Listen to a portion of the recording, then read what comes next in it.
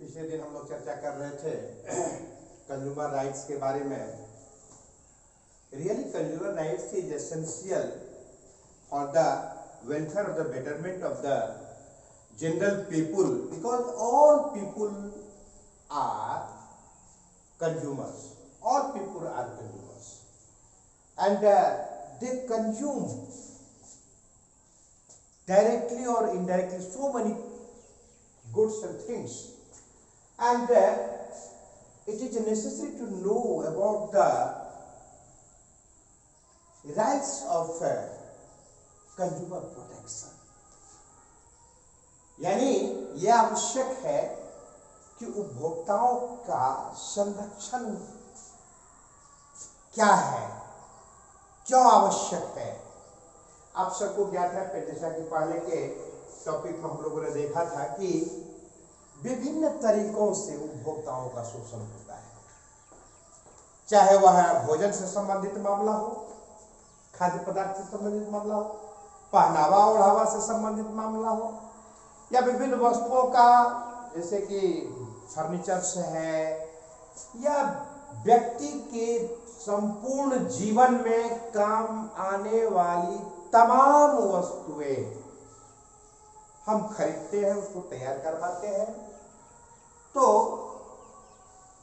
Abnormal profit लेकर के, normal profit नहीं, ये विषय हायर स्टडी के लिए है कि एक होता है नॉर्मल प्रॉफिट, उसमें प्रॉफिट प्राइस के साथ उसमें जुड़ा होता है। एक होता है एबनॉर्मल प्रॉफिट, कई गुना ज्यादा, जरूरत से बहुत ज्यादा बेनिफिट लेकर के, प्रॉफिट लेकर के उपभोक्ताओं का शोषण किया जाता है, प्रोड्यूसर के द्वारा, सेलर्स के द्वारा, खरीदने विक्रेता के द्वारा।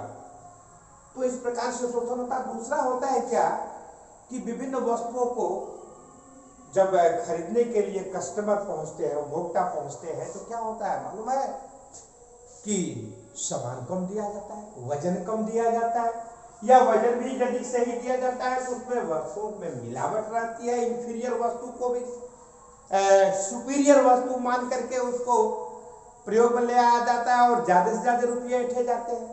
कल्पना कीजिए, इस स्थिति में आप रुपये दे रहे हैं 1 नंबर का और बदले में आपको 3 नंबर का सामान मिल रहा है।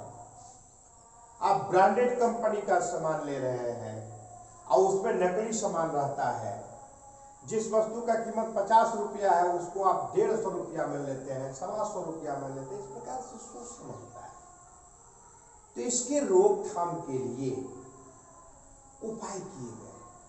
पहले ऐसा 1960-70 के दशक में इस प्रकार की बात नहीं थी, आवाज तो उठी, किंतु धीरे धीरे जब संपूर्ण देश में जबरदस्त इस पर आवाज उठाई गई, आंदोलन चलाए गए, तब जाकर के 1986 ईस्वी में एक नियम पारित हुआ जो उपभोक्ताओं के संरक्षण के लिए परम आवश्यक था कि अब कोई भी व्यक्ति को यदि लगता है कि उससे उसका शोषण हो रहा है, उस स्थिति में वह कोर्ट को जा सकता है।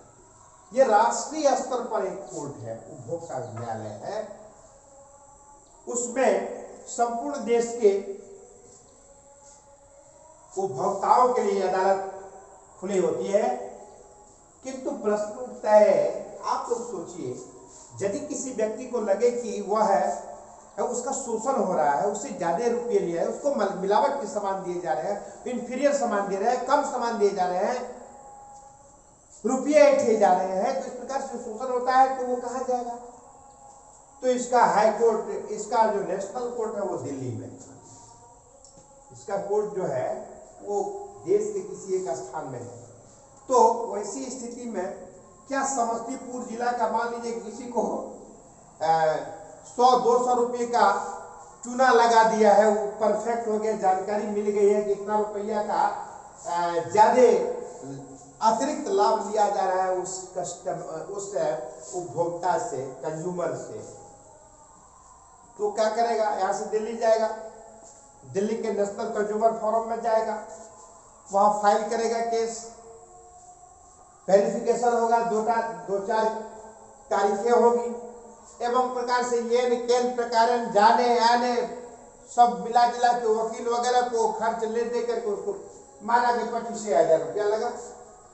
तहकीकात हुआ कि भाई इन्होंने 150 रुपया इनसे अतिरिक्त ले लिया गया अमुक सामान का, जबकि इसका कीमत केवल 150 रुपया कम था। मान लीजिए 300 रुपये का सामान था, 150 रुपया ही लेना चाहिए था, 300 रुपया लिया गया। तो कोर्ट आदेश देगा कि भाई आपको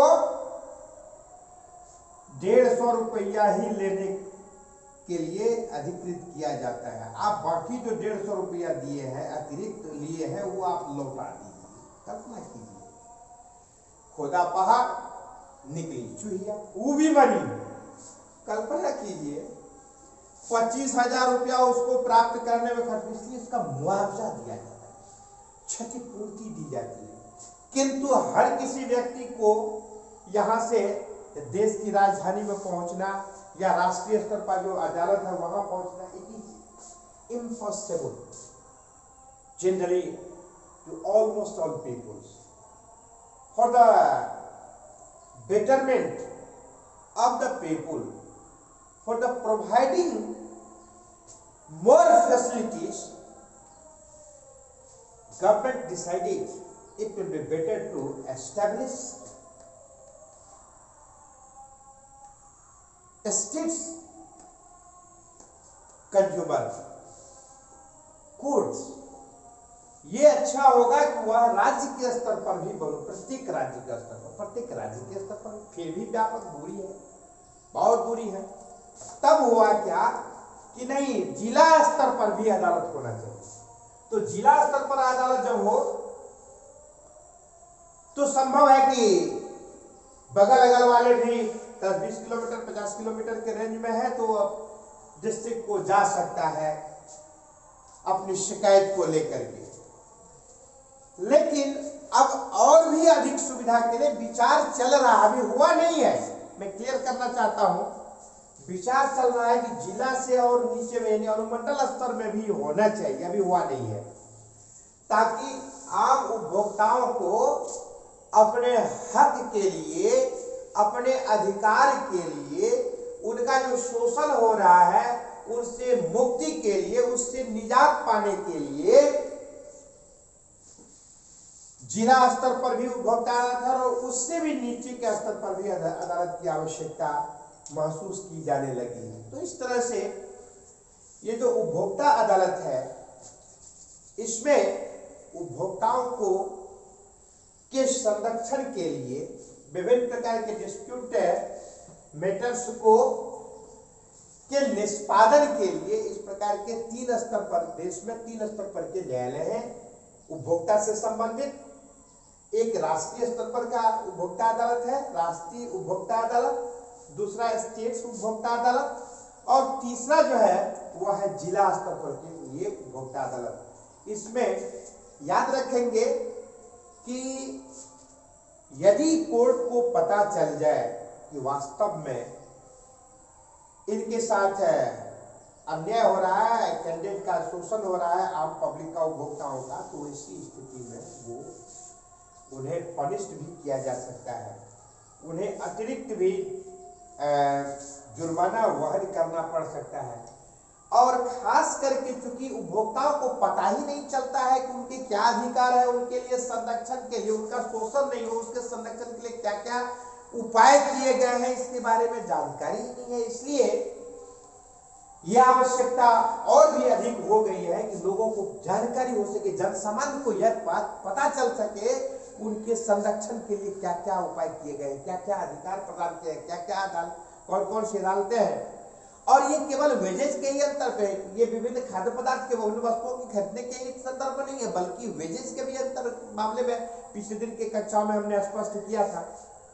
और भी कई तरह का एजुकेशन शिक्षण संस्थान भी है, ये हम लोगों का विषय है, लेकिन जो सच्चाई है उसको मैं बताना चाहता हूँ। अब जैसे कि कोई 2 साल के लिए क्या क्या कोई इंस्टीट्यूशन में नाम लिखा लिया, फुल पेमेंट 2 लाख रुपया मान लीजिए जमा कर दिया,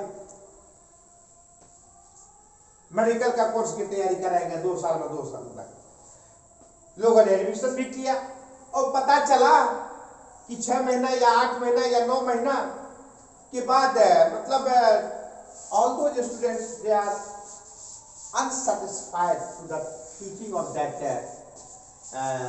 by the different institutions, so they decided to decide yes it will be better to withdraw our money.